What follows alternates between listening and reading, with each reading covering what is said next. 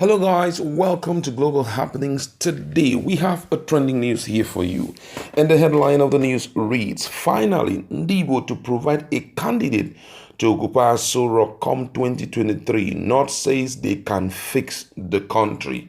But before we go on with details of the news and further analysis, we'd like to encourage you to please subscribe to the channel by clicking on the red subscribe button and also click on the bell icon if you've not, so that you can be getting notification anytime we publish videos on YouTube. All right, let's look at the news in detail. 5 northern groups have appealed to Ndigbo to boldly come out and save Nigeria from the present predicament by vying for the 2023 presidency. The groups are the Arewa Youth Coalition (AYC), the Northern Youth Progressive Forum (NYPF), Northern Youth Initiative (NYI), Arewa Women Consultative Forum (AWCF), United Arewa Change for a Better Nigeria. The Northern Group made their position known in a press statement jointly signed by their spokespersons Ibrahim Ndanus, AYC, Iyasu Bengam, NYPF, Liman Kasina, NYI, Hajia Belma Al-Hiri, AWCF, and Dan Musa Muhammad, Arewa Change. It calls on the Northern Extraction to fully back an Igbo candidate to occupy Aso Rock in 2023 and opines that it would address the insecurity in the country as well as the economic hardship afflicting the people of Nigeria.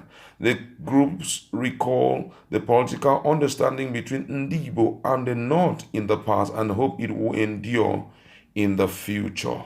Wow, this is a great one here, though I know most people may not receive it with open arms owing to the fact that already the Igbos are hoping and believing that sooner than expected they are going to be crowned with sovereignty for the for the indigenous people of Biafra. They have been working very hard to ensure that this becomes a reality. And this is coming, I know most people will believe that this is coming as a huge distraction for the push for Biafra. The push for Biafra has been there long enough. And the person of Mazi Nnamdi Kanu has not declined in his pursuit to ensure that it becomes a reality. Don't forget that he just announced publicly that come 20th of June 2020 that there will be a 1 million man, mostly it's going to be the Igbos, 1 million man march, a freedom march in Washington, which according to him says that it will be like closing down Washington. 1 million man march they call it Freedom March in support of Donald Trump, and that is to consolidate their diplomatic relation with Donald Trump.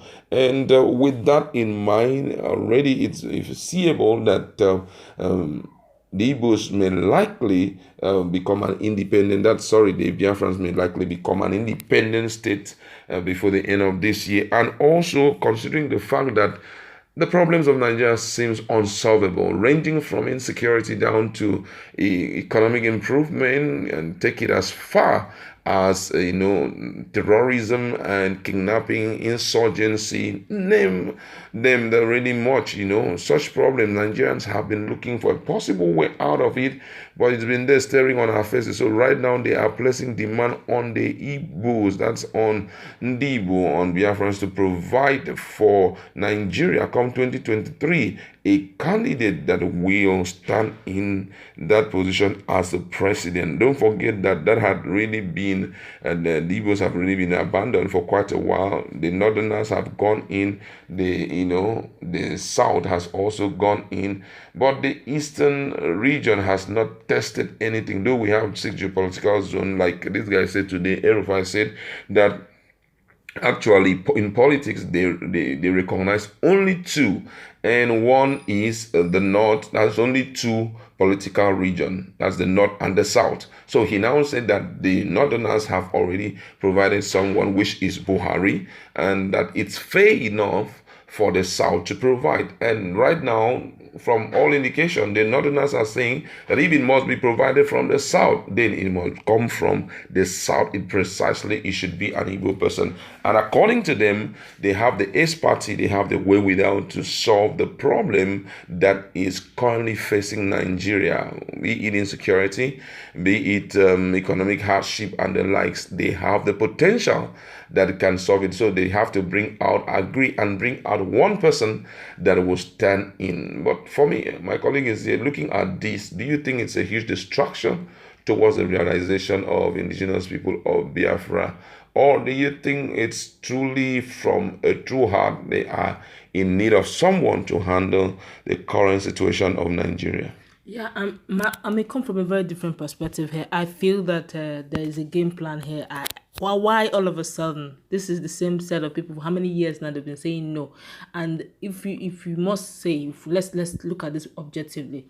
Biafra is closer to being achieved now than ever before. Why now? Why just few hours ago, Arewa agreed that the South should all of a sudden. That's the same Arewa that has been championing that he's going to be the next president come 2023. All of a sudden, he's now agreeing that let the South be the one to bring not just the South but the Igbos. And now some of these groups are coming up here and there saying Ndigbo have the key to the solution. Where were they some over 50 years ago? How didn't they know that? Why is it that all of a sudden they just realize Igbos have the solution to issues of insecurity and the rest, and they have the wherewithal to develop the economy of Nigeria? Why now? Don't forget that there have been several onslaughts here and there from Nnamdi Kanu and from some other sectors, even Sowore from here and there. There have been so much agitations here and there concerning this same issue of Nigeria anti-secession. If there's any group that have always wanted to secede, to leave the country totally, has been the Igbos. Now, it's like a case of, look, relax.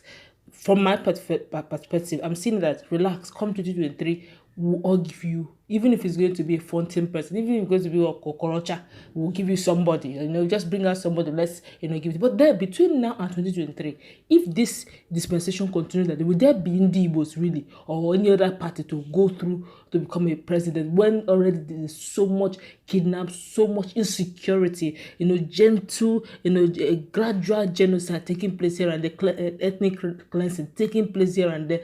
This is just the early part of the year, and we're looking at this. Imagine between now and 2023, what will eventually happen. If they are serious, from my perspective, I would say impeach Buhari. Since you don't believe that he has a solution to Nigeria's security matters, then impeach him, put an Igbo man now. If you so believe that truly Igbo man have this, why wait till 2023? It's a long time. 3 years is a long time. But you know that there's a process for that.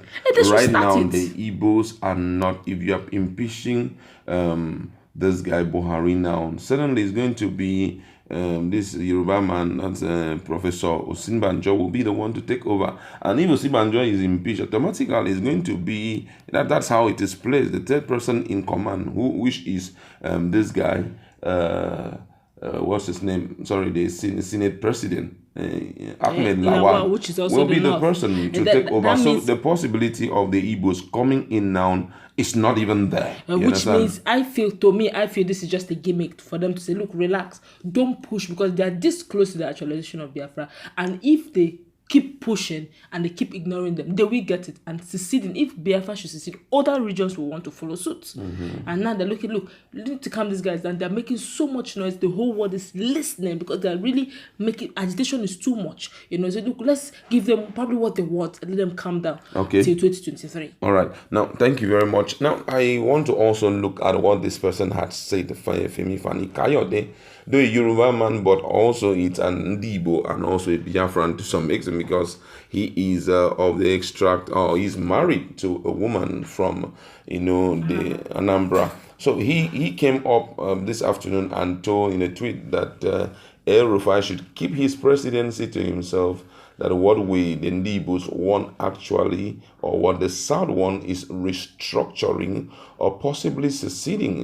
Say they need restructuring, that's his word, that they need restructuring. They don't need anything like presidency. So from my perspective, to be overly objective in this case, I think it's a form of distraction. You are maintaining a course, you're consistent in it. All of a sudden, they're showing up and trying to distract them so that they won't get to that, pinnacle, because they're already very close.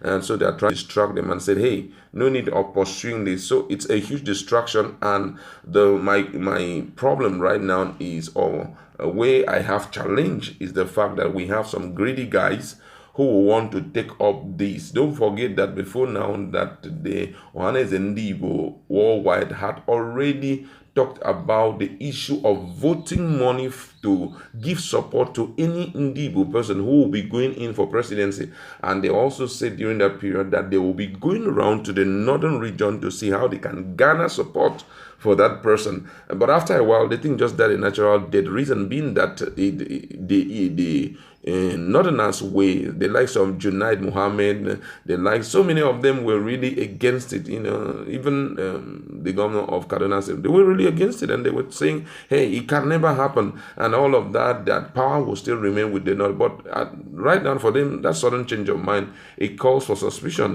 One must be very, very careful, because maybe in their own perspective, they've realized that, hey, the Northerners can't fix it again, so we should invite the likes of Igbo. Wherever an Igbo person, let's be so real and so frank, the truth is, wherever an Igbo person is, let's be real, things will happen.